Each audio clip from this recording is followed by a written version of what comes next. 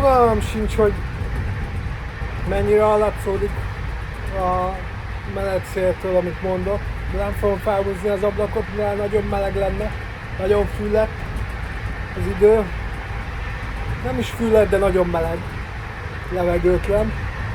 Lényeg a lényeg, most vagyok visszafele, nem, most vagyok úton Gyuláról Budapestre, mert meglátogattam az országnak ezen pontját, Gyulát. Hiszem 3 vagy 4 napot töltöttem el ott, kikapcsolódtam, olyan szinten kapcsolódtam ki, hogy ki sem mozdultam a bérelt apartmanból, nagyon jó volt, nagyon jól éreztem magam, mert maga a hely az nagyon jó, nagyon tetszett a lakás. Emberek közé nem volt kedvem menni, magamtól undorodok. Hát elég érdekes gondolatok játszottak le a fejembe. Többnyire aludtam, meg az előttem lévő tévét néztem, ami nagyon, hogy is mondjam, olyan érzéssel töltött el, hogy nyugalommal töltött el. Csináltam pikniket magamnak vágódeszkára, feta sajttal töltött pepperonit ettem, nagyon finom csirkevásonkát, kovászos bagettel, megterítve szépen, szénsavas vízzel, fú, nem is tudom, jó kajákat ettem. Rég éreztem magam ennyire rosszul, igazából kedvem sincs élni. Mint már mondtam, az előbb nagyon erős gondolatok fordultak meg a fejemben. Röviden összefoglalva, az a helyzet, hogy semmi célom nincs az életben jelenleg. Valahogy egy kicsit általánosítva azt mondom, hogy minden nőt taszítok, de ez nem igaz. Nem, mégsem igaz. Viszont amennyire próbálkoztam társat, vagy esetleg női kapcsolatot kialakítani, az így nagyon nem sikerült, és úgy vettem észre. Volt egy aranyos lány. Amúgy van 1-2 nő, akivel talán szót értek, és lehet, hogy ez itt a kulcs, hogy nem kell mindenkivel, vagy nem is lehet mindenkivel szót érteni. Mindegy, ez most így nem jött be. Az utolsó 50 000 forintommal csücsülök itt a vagonban, és játszok a kis pillangókésemben. Jaj! De nem amúgy. Érdekes dolog, mivel nem tudom, hogy miért élek, vagy hogy mi lesz az értelme. Hogy hogyan lehetnék gazdag, hogyan élhetnék el sikert, ilyen tartósat, ilyen jót, olyan komolyat. Ezt így nem tudom sajnos. Rengeteg kudarc ért, azt érzem, hogy nem is a vonatra akartam volna felszállni, inkább hanem mondjuk a vonat elé kilépni. Szóval most ez egy... nem tudom, hogy mit mondjak.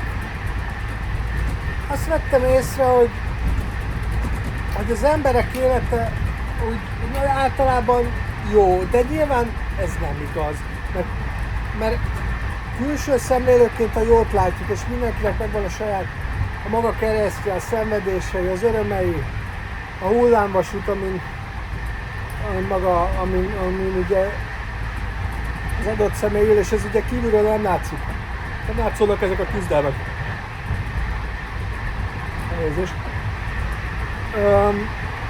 És eszméletlenül nagy irigység van bennem. Féltékenység. És rossz indulat. Olyan emberek iránt, akiknek néha jó. Úgy érzem, hogy a fókuszom nem tudok arra összpontosítani, de azért hálás legyek például, hogy tökéletes családom van és mindenki egészséges.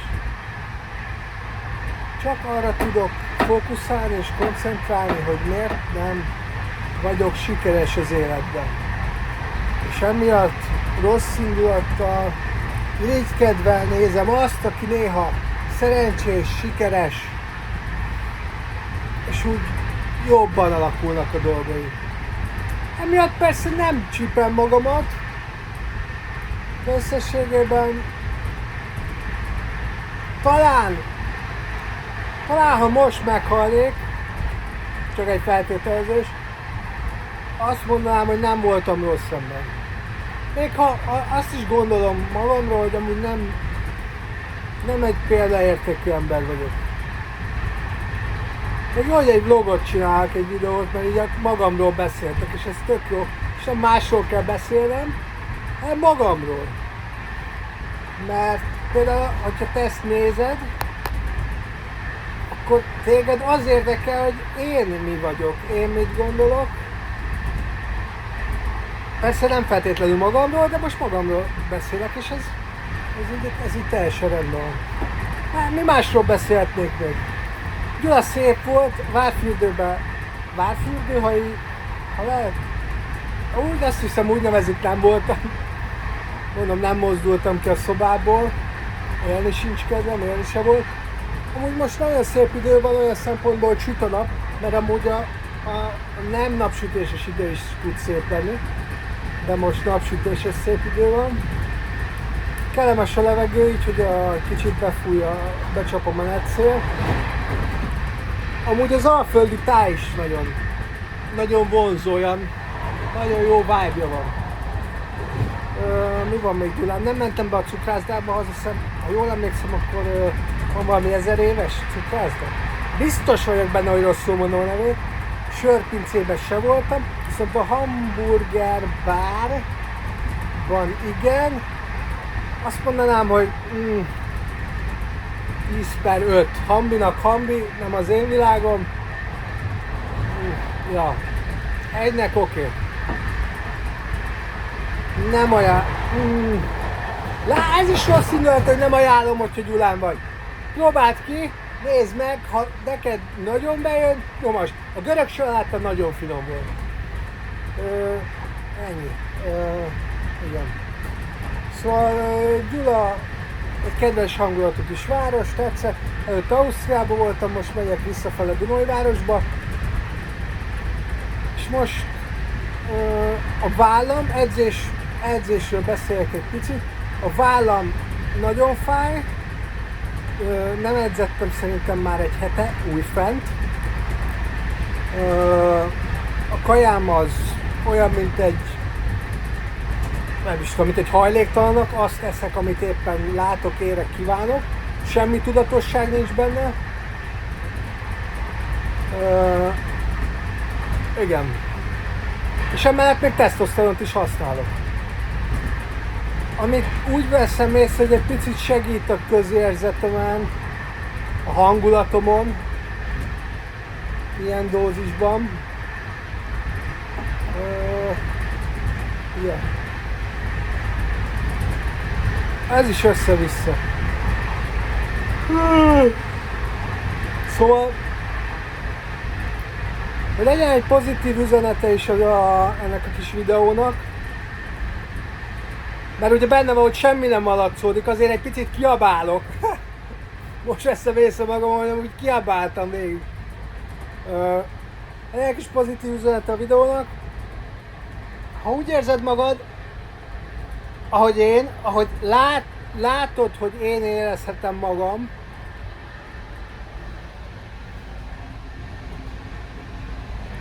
persze nem a fekvő helyzetemre gondolok, hanem meg erre a lazaságra, hanem arra, amilyen vibe szerintem jön is belőlem, hogy miért élek? Akkor, de amúgy jó minden, persze nem azért mondom, tök egyszerűen meghalni, de én például gyáva vagyok, tehát én nem tudnám megölni magam soha. Nem tudnám azt mondani, hogy jó, itt vége, mert gyáva vagyok. Nem, az bátornak lenne, hogy ilyet csinálja. Én nekem valahogy a személyiségem ez a szenvedés csatolódott ez a trauma élés, meg nem tudom. Elvileg bevonza az ember azt, amire gondol. Szerintem, hogyha jó döntéseket hozol, tök mindegy, mire gondolsz. Amúgy is egyre biztosabb vagyok abban, hogy szimuláció az egész. De pozitív üzenetre visszatérve,